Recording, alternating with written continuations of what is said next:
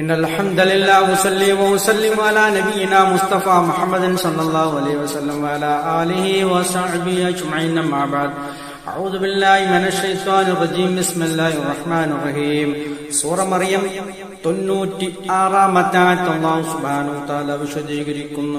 ഇന്നല്ലദീന ആമനു വഅമിലുസ്സാലിഹാത്ത് ഇന്നല്ലദീന ആമനു നിശ്ചയമായും വിശ്വസിച്ച ഒരു കൂട്ടർ വഅമിലുസ്സാലിഹാത്ത് സൽക്കർമ്മങ്ങൾ അനുഷ്ഠിക്കുന്നവർ സയജ്അലു ലഹും അവർക്ക് അല്ലാഹു ഉണ്ടാക്കി കൊടുക്കുന്നതാണ്, അതായത് ഏർപ്പെടുത്തി കൊടുക്കുന്നതാണ് അർ-റഹ്മാൻ റഹ്മാനായ അല്ലാഹ് വുദ്ദ എന്ന് പറഞ്ഞാൽ സ്നേഹം.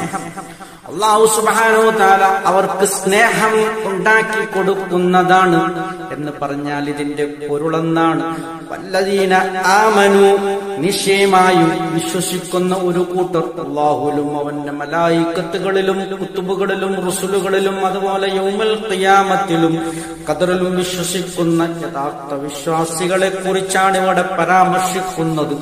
അതിനുശേഷം ഇസ്ലാം കാര്യങ്ങളാകുന്ന ഷഹാദത്ത് കലിമ അംഗീകരിച്ചുകൊണ്ട് നമസ്കാരവും സകാത്തും നോമ്പും ഹജ്ജും നിലനിർത്തുന്ന സത്യവിശ്വാസികൾ, അത്തരം സത്യവിശ്വാസികൾക്ക് അല്ലാഹു സുബ്ഹാനഹു വ തആല ഇരുലോകത്തും അവർക്ക് സയജ്അലു ലഹുമുർ റഹ്മാനു വുദ്ദ അവർക്ക് റഹ്മാനായ കാരുണ്യവാനായ കാരുണ്യത്തിന്റെ ഉടമയായ അല്ലാഹു സുബ്ഹാനഹു വ തആല അവർക്ക് സ്നേഹം ഉണ്ടാക്കി കൊടുക്കുന്നതാണ് എന്ന് പറഞ്ഞാൽ അതിന്റെ അർത്ഥം ഒരു ഹദീസിൽ ഇങ്ങനെ കാണാം.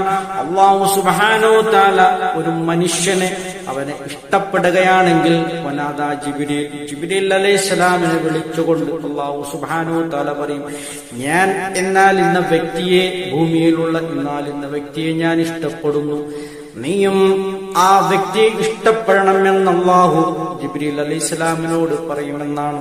ശേഷം ജിബ്രീൽ അലൈഹിസ്സലാം മലായികത്തുകളുടെ ലോകത്ത് വെച്ചുകൊണ്ട് അതിനെ പരസ്യപ്പെടുത്തുകയും ആ വ്യക്തിക്ക് ഭൂമിയിൽ എല്ലാതരം ജനങ്ങളുടെ ഇടയിലും നല്ല ഒരു സ്നേഹം അദ്ദേഹത്തിന് ലഭിക്കുകയും ചെയ്യും.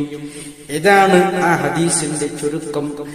ഈ രൂപത്തിൽ അല്ലാഹു സുബ്ഹാനഹു വ തആല വിശ്വസിക്കുകയും സൽക്കർമ്മങ്ങൾ അനുഷ്ഠിക്കുകയും ചെയ്യുന്നവർക്ക് ഒരു സ്നേഹം ഒരുക്കി കൊടുക്കുന്നതാണ്. ഇതാണ് ഈ ആയത്തിന്റെ ചുരുക്കം. സത്യമായി മനസ്സിലാക്കുന്ന സജ്ജനങ്ങൾ നമ്മെ അല്ലാഹു ഉൾപ്പെടുത്തി അനുഗ്രഹിക്കുമാറാകട്ടെ. അൽഹംദുലില്ലാഹി റബ്ബിൽ ആലമീൻ.